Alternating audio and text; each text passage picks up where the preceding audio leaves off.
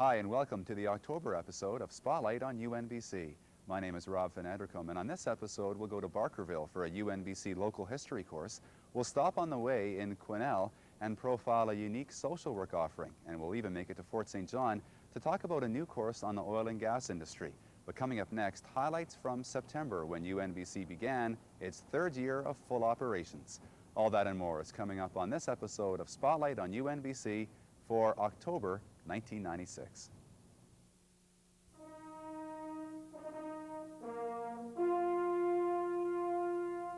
Men and women from throughout this region believed in the idea of a university of the North. They worked hard and they succeeded. I can easily predict that these will be seen as the golden years of this university. You and I have been involved in a process that was a once-in-a-lifetime thing. You can value education and go elsewhere and get the same information. But if you value what you get out of it as a person and your input into it, then UNBC is an awesome experience. I take pride in opening the university, and I wish you all, in whatever capacity you serve the cause of learning, a bright and successful future.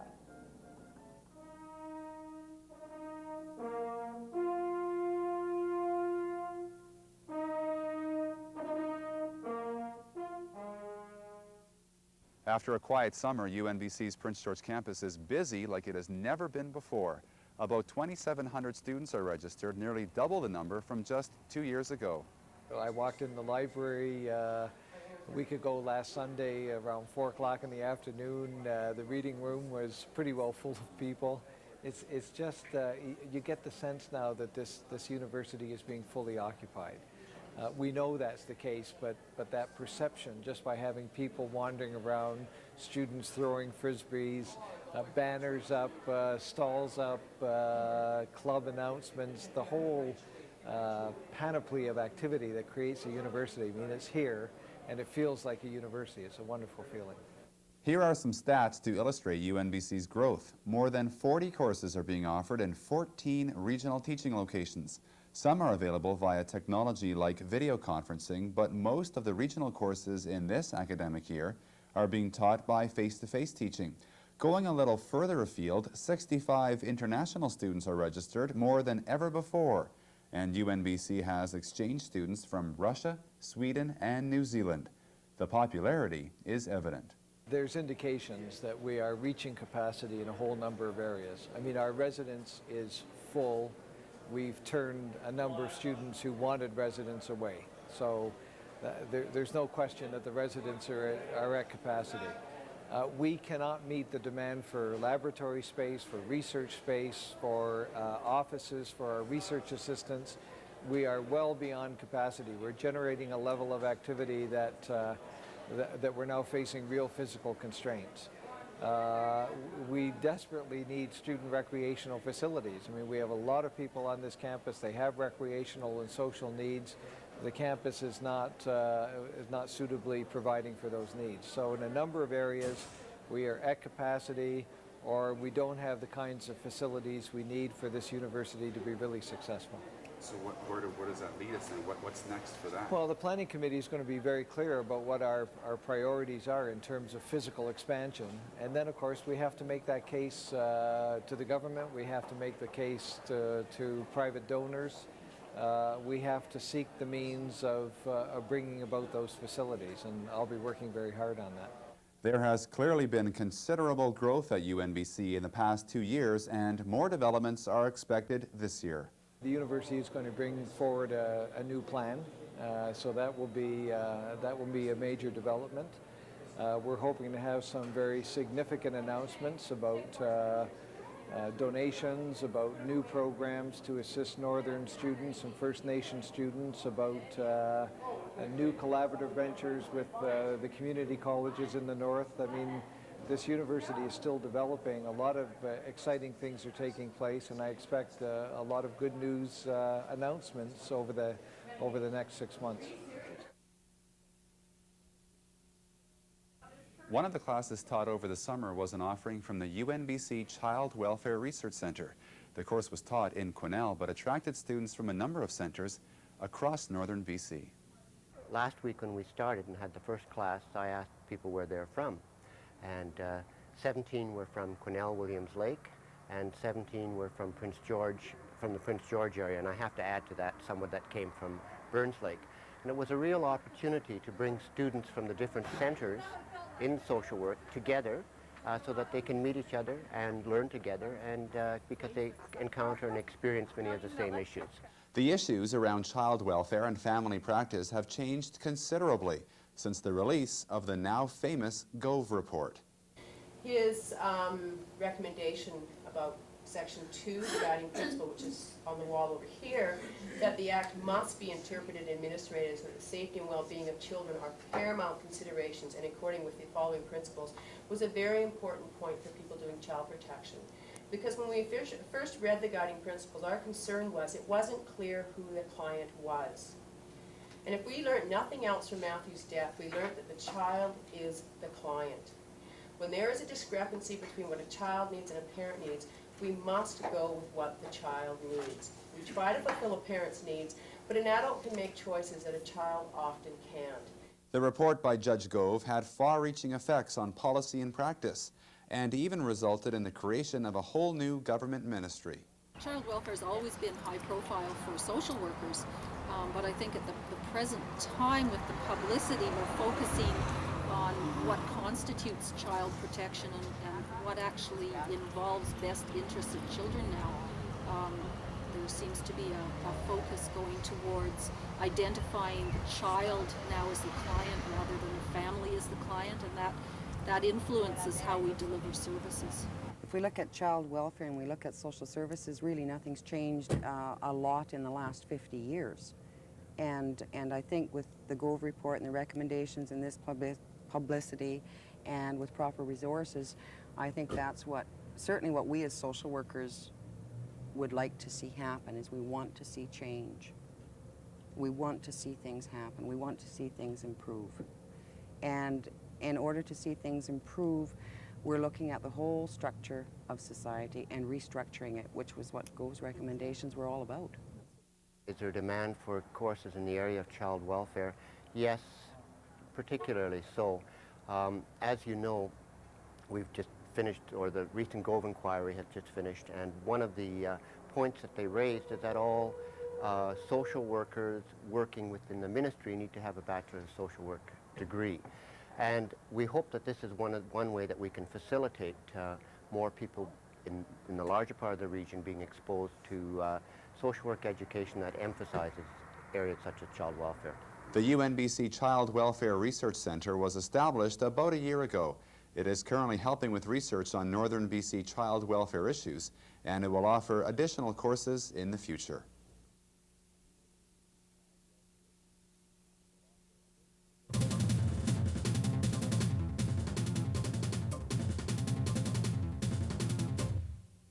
Another caribou story to kick off this version of the news headlines. UNBC Chancellor Iona Campagnolo traveled to Quesnel, Williams Lake, 100 Mile House, and a number of points in between during this year's version of the annual Chancellor's Tour. Highlights now from the stop in Quesnel. These Chancellor's Tours really are two-way learning experiences. The senior administration and any faculty who wish to come with us are always welcome, and the idea is to go out to the varying parts of our responsibility area, which, as we say, is everything above hope, and to find out the local needs and to hear the local people and to respond to specifics that they have of concerns or ideas or inputs. But in essence, it is to follow through on the original vision of the university, that when the first inland university group got together at $5 a head for this famous $16,000 that led to the first study that led to the establishment of the university, the whole thing always was based upon the fact that this would be a university of the whole North. And so as we go out each year and we go into each community and we talk to some of the people of the 206 communities that are part of the whole, we do see the same concerns. Access is an issue, concern with technology. How do we advance the technology to be able to access the library and competing entities, other universities, and coming into this particular region, and what does that mean to our future? I see it as a way in which our senior administration particularly, and everyone else who wishes to, shows the flag also to the community and says, here we are, come and help us be the great university that we want to be. The Quesnel visit included a lunch with students and a tour of the local skills center. During a public meeting later in the day, ideas were sought about creating a new educational presence in Quesnel that would help keep more young people in the city. We've got the skills center, we've got a training institute there, we've got a big building, modern building standing there empty, and we got this Rigsby Lee building. We have all the makings of having an educational precinct here, and what it takes in this area that services 25,000 people is some ability to leverage enough capital to kind of create something that will draw people and that will keep that 18 to 24 as some kind of a basis, some kind of a core program. We were at the Skills Center half an hour or so ago, and they were pointing out that more and more learners want their programs delivered to them in their homes rather than coming together in that Skills Center. So we're into individualized learning. And I think campus communities are really going to change over the next 10 or 20 years. But I dare say that through the auspices of UNBC, there will be a lot of learning that will and can take place in Quesnel and other communities. Fiber optics goes through Williams Lake, it goes through the south central area, it goes through Quesnel into Prince George, but there so far is the finale of it. And of course, I would expect that it will follow the main highways. I would think Highway 16 to Prince Rupert probably is the next. Certainly I'd like to see it go right through the Peace River, right up to Yukon. This isn't at this point, we don't know when that's going to take place. So we're operating on the old systems of microwave and technology that is pretty slow, but it is possible for us to have two-way audio teaching in places like Tumbler Ridge or Hudson's Hope or other communities around the area. And that's the way we are going to proceed until we do have the state of the art. But we do not want to become the last university of the 20th century. We are still working toward the vision and the dream of being the first university of the new era. Next year we go, by the way, from Kitwanga to Atlin. So all of you, Northern Lights College, are going to Northern Lights from Iskut and from Dease Lake and from Cassiar. We're coming. On the fundraising front, both the Bank of Montreal and the Bank of Nova Scotia made recent contributions to the UNBC North to the Future campaign. The Bank of Montreal contributed $100,000, with that money earmarked for Aboriginal student scholarships and the acquisition of some photographic equipment. Scotiabank, meanwhile, contributed $75,000, with a majority of that money earmarked to support the distance delivery of UNBC courses. We have over 128 branches in the province, and we're in a large number of smaller communities that are going to be serviced by this, and it's going to provide a service in those communities that isn't there. And it's going to help those communities that we're in, and we just think it's a great idea. 2/3 of the money is going to go to developing distance education technology. And we've realized as a university, we realized that even if we didn't have such a large geographic area to deliver in, that the future post-secondary education is through information technology, the World Wide Web courses, internet courses. So this will facilitate not only our regional mandate, but also keeping us on the map, on the global map, as an institution in the developing of technology. In Fort St. John, one of the new course additions has immediate relevance to the area. A new fourth-year history course on oil and gas development has about 10 students registered. UNBC History Prof. Jon Swainger explains what the course is all about. The simple fact is that oil and gas exploration is the newest, biggest drawing industry right now in this region. We've been historically an agricultural region. There has been some mining here, and there's been some pursuit of the forestry industry here.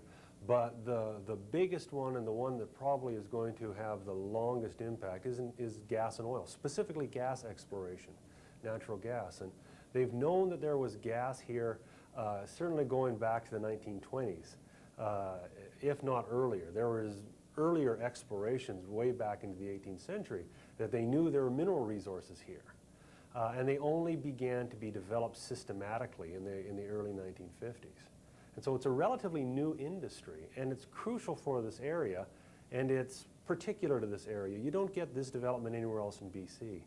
So it's important for putting the Peace River country in a context of its economic underpinning, and also distinguishing what is different about the Peace River country in comparison with the rest of the province. We're going to go back to set the context to places like Petrolia, Ontario, where the first wells were drilled in Canada, and indeed there's a bit of a debate as to whether or not these were the first wells in North America. But it's clear that the first great oil boom in Canada took place in Petrolia, Ontario. This is where Imperial Esso got its roots. In its early days, Imperial Esso was a Canadian company that was eventually bought up by the Rockefellers.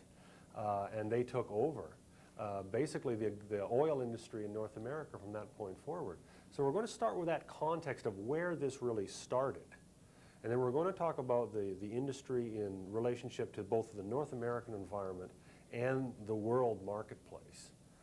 But that's only part of it. We're also going to talk about the social aspects of the industry. We're going to talk about the political aspects of the industry, environmental policy in the industry, demographics, the labor force. If we were to do a study of the gas and oil industry, who would we find out there? Is it 95% men and 5% women? What are the educational backgrounds of these people? Are they skilled professionals, or are they people who've come up in the business and learned their trade sort of at the wellhead, as it were? So we're going to talk not only about the dynamics of the industry itself, but we're going to talk about the relationship between the industry and the community. So it isn't just about which well was drilled where, and when did Leduc blow out, and when did we get Turner Valley, and what happened at Norman Wells. We're not doing just that. We're talking about the relationship between the industry and the community. This next story also has a connection with the Peace River region. A few months ago, West Coast Energy loaned UNBC an assortment of equipment for air pollution and weather studies.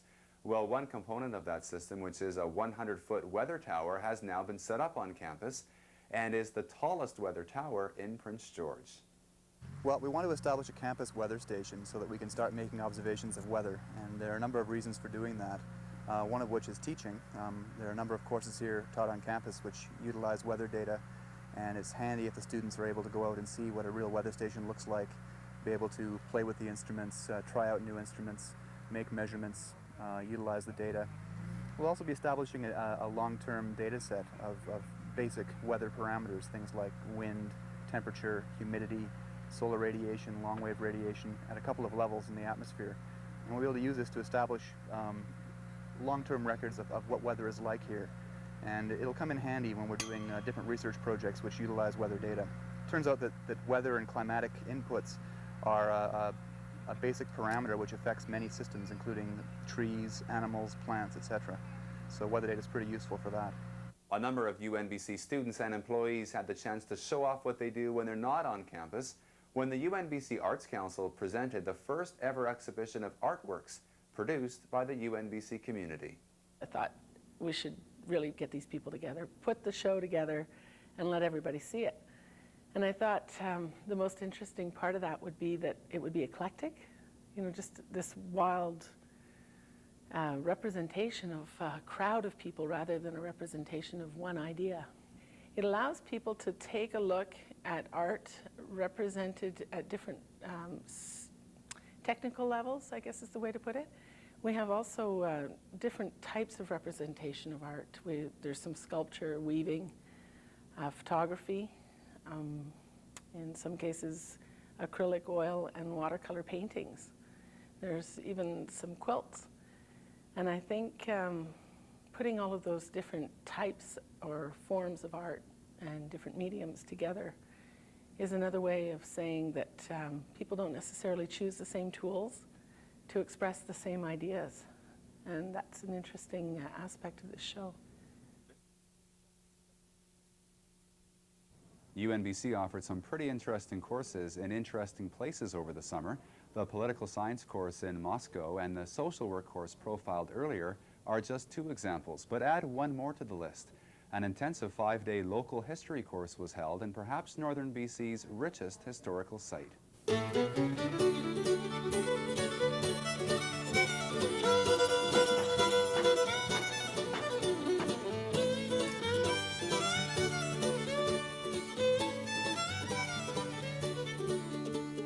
In case you haven't guessed already, we're in Barkerville for an intensive 5-day local history course.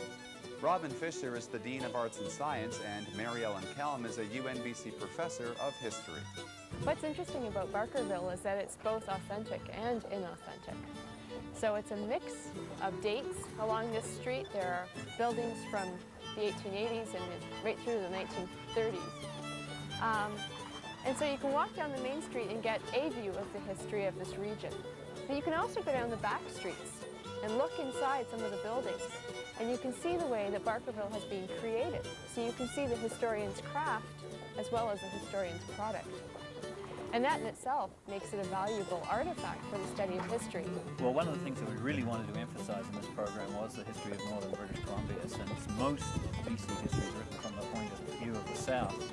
And there's no better place to do that, I suppose, than Barkerville, which is representative of so many things about northern British Columbia. The society, I don't know whether you can see in the background right now, we've just moved through the Chinese part of town. The culture, the economy, the boom and bust economy based on resource industries, and the impact on the environment. If you look around Barkerville, you can very clearly see the imprint of gold mining on the landscape. And we were just learning the amount of wood that was used in Barkerville, and therefore the fact that all of this forest around us is second growth because it was all cut down in the mid-19th century. All of these things are part of the history of the North, which we're trying to develop particularly in this program. Every year, thousands of tourists visit Barkerville and leave with a snapshot of BC history. Among those are about 5,000 elementary and high school students, but never a university class until this year. Jim Wharton is the regional manager responsible for Barkerville. There's an extensive collection of artifacts, and that the public as a whole doesn't get a chance to see everything that's contained behind the building facades, if you will. So in that respect, yes, I think it can add a lot and show that there's a lot of academic merit to Barkerville as well. You think there is? Definitely. Why? Why do I think so? Well, basically, if you're looking at it, I mean, this is where a lot of BC's development really started from. And with the amount of research that has been done in the past, and there are some examples of buildings that are original from the past here. And you're witnessing it firsthand.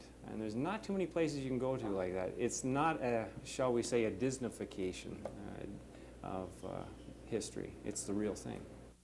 The Northern history, even though people might kind of scoff at it, say, you know, it was just like yesterday or whatever, but I think it's very important. Carla Payne was one of about 30 UNBC students who traded the lecture hall for a chance to learn about local history firsthand. I think that we're very fortunate up here that we have a history that's kind of unmined, so to speak. You know, we've got a lot to dig into. Every pun intended. Every pun intended. Yesterday we did an exercise where we were blindfolded and led down to a part of the town, and we were to listen and use our other senses to change our perceptions of the town. And that's really what the course is about, is through reading, through hearing people, to change your perceptions of it. Look at it in a different light. Are you? Oh yeah, yeah. Yeah, actually at this point in the course, I'm a little overwhelmed by the variety of options and the variety of ways of looking at it. You're used to coming through here as a tourist and going, oh, well, isn't that interesting or isn't that interesting? But when you go beneath it and you look at all the possible ways of looking at it, and somehow I'm going to have to sort through all that and try and figure out select a topic for my paper on this. Students from across northern BC took part in the course, but no one traveled further than Chris Pardee from Astoria, Oregon. 4 years ago, I've been coming out to Canada on a regular basis since 1981, fishing in the Vanderhoof area, Prince George, Vanderhoof area, and developing a little bit of a fishing concern. And on a fluke chance, on on our trip back in 1992, I happened to stop at Carry All Books in Quesnel, where I just happened to pick it up. I was a little short on cash, I think. I wasn't going to buy it, but this isn't the original copy, but it's a book called The Wilderness Told Me. It's by Mrs. Ludy Cochran. You know, get a picture on the back and of her. And right now we're in the St. Saviour's Church, which she mentions in the hard copy edition on page 16. I don't know, should I read a little bit of it? Or? Sure. At the entrance to Barkerville stood St. Saviour's Church, looking gently down on the long, narrow street, a guardsman from the days of old. Built in 1869, the timbers of the structure were laboriously hand-sawn with whipsaws, the heavy square nails hand-forged. Today, as then, it stands unpainted and richly weathered to a beautiful nut brown, luring the interest of today's tourist. Since the 4 years since I first got this book, I've just been wondering, you know, I've been wanting to come to this church and see what it's like, and this is the first time I've been in it. So it's really, and to think that they stood, these pioneers, they came up in the 1920s, I believe. I have to look in the book to double check, but they used to stand outside the church here waiting for the stage and to take them into Quesnel when the rare times they did leave their cabin at Indian Point.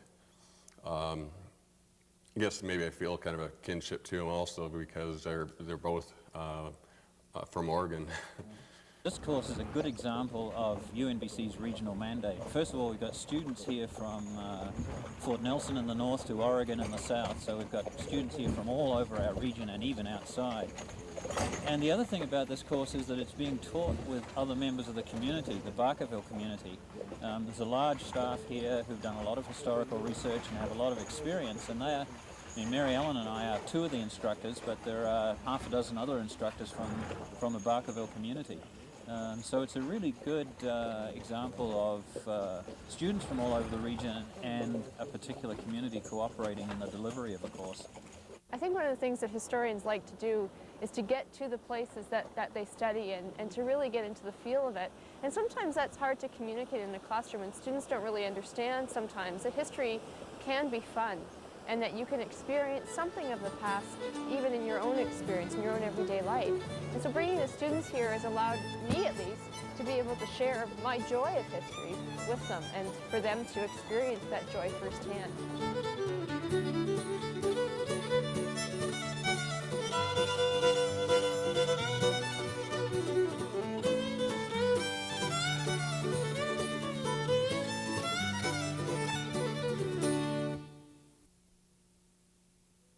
Thanks for watching this episode of Spotlight on UNBC. Tune in again next month to find out more of what's happening at the University of Northern British Columbia.